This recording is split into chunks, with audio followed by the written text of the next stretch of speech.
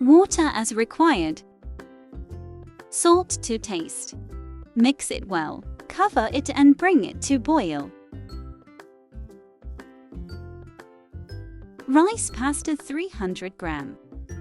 Mix well and cook for 10 to 11 minutes. Once cooked, drain the water and set aside. Butter 1 tablespoon.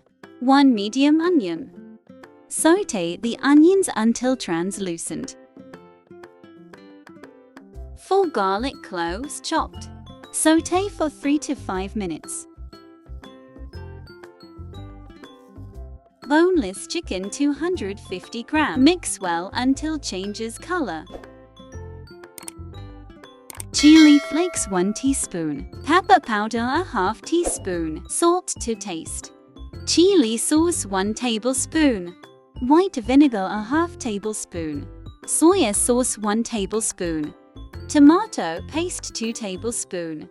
Mix well and cook for 5 minutes. Roasted cumin powder ½ teaspoon. Mix well. Water ½ cup. Mix well and cook for 2 to 3 minutes. 1 capsicum chopped. Cook for 2 more minutes. Add boiled pasta rice.